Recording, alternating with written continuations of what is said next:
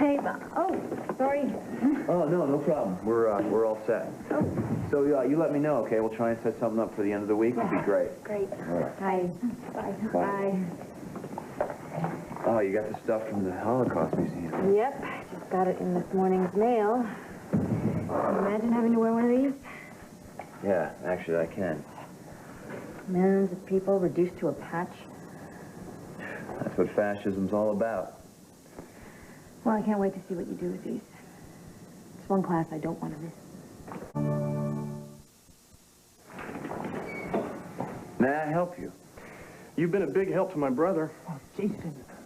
Kevin, you've been helped right off the basketball team. Look, we're trying to hold a class here, all Thanks right? to the mighty Mr. D, you're no longer an athlete. So why don't you scratch well-rounded right off your college applications? All right, look, I'm going to have to ask you to leave. I'm going to have to ask you to up my brother's grade. I'm sorry, only Kevin can do that. But Kevin doesn't know how to take up for himself, whereas I don't have that problem. Jason. All right, Dixie, take over for me for a second, will you? Yeah, sure she will. Anything for the Mr. D. Oh, powerful. Listen to me. Look, listen to me. You're lucky it's Christmas time and I'm in a charitable mood. Oh, hey, look, I don't need charity from you or from anybody else. You stink. You've been drinking? You don't question me. I'm not one of your little history nerds. Look, you're trespassing on public school grounds right now. I have just as much a right to be here as you do. Disrupting a class? I don't think so. Why don't you call the police? I would do that, except for I don't want to humiliate your brother more than you already have. That's a laugh. You want to talk humiliation? You ever get thrown off a team? Listen to me. I gave your brother plenty of warning to up his grade, all right? But he's not putting his time in. He needs to put more time into his studies, not on the basketball court. Forget about the jock stuff, okay? Concentrate on your stupid class. Look, he knows I'm available for tutoring anytime he wants. He can come to me and he can get his grade up in time for track in the spring. Oh, great. And just piddle the winter away with you. Chill out, please, and go home, please. The last thing I need right now. Wait, he gives you the D, and now you're mad at me.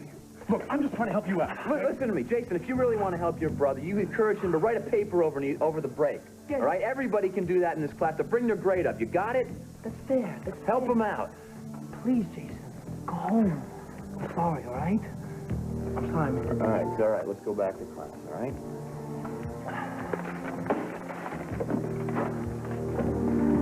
All right, you guys.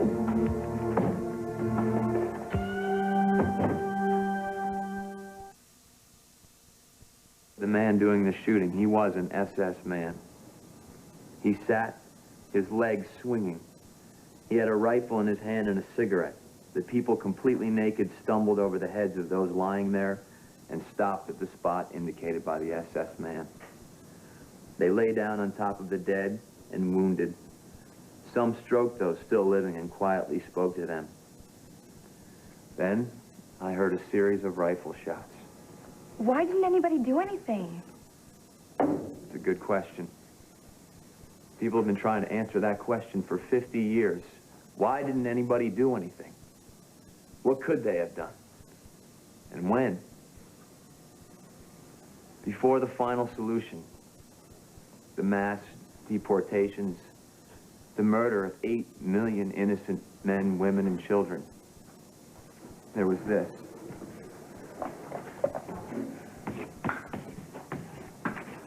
The Nuremberg laws. Anybody care to explain? Scott? Well, basically, the Nuremberg laws said to the Jews that you're not one of us. You can't teach in our schools, you can't go to our schools, you can't work in our public facilities, you can't vote, so on and so on. That's right.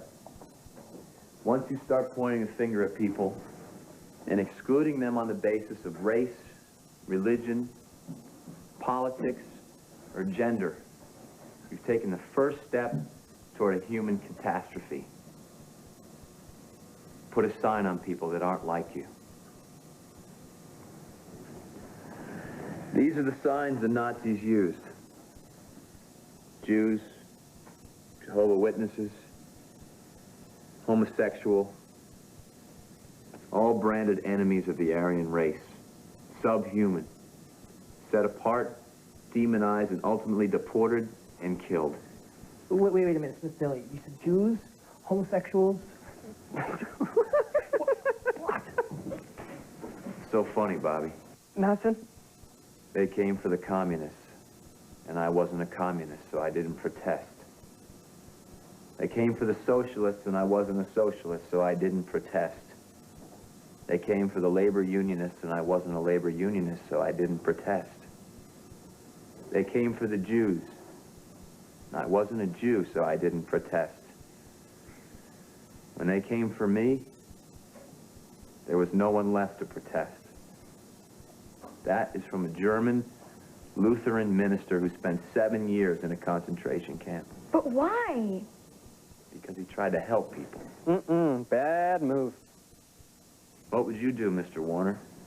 If I were a Jew in Nazi Germany, not a real good chance of that happening, but hey, I'd convert. Fat lot of good that'd do you. Can I? Yeah, go ahead. I had this friend in New York, Nellie. She still had the numbers on her arm. I mean, she was a practicing Catholic her whole life. I mean, she went to Mass every day, all that.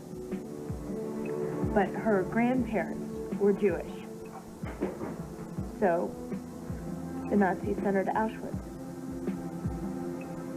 They gassed her whole family. I mean, her kids. Little kids. And there were 3 of them. One of them was 6 months old. Let me ask you again, Mr. Warner. What would you do? Hey, it's not like I'm ever gonna have to decide. Don't be so sure. Look at Rwanda.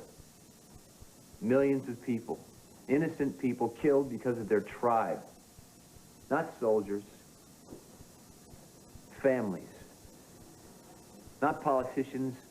Grandmothers. The reason why we study the Holocaust is because if we've learned anything from the blood-spattered 20th century, it's that a Holocaust can happen anywhere at any time, given the right amount of hate, the labeling, and the branding.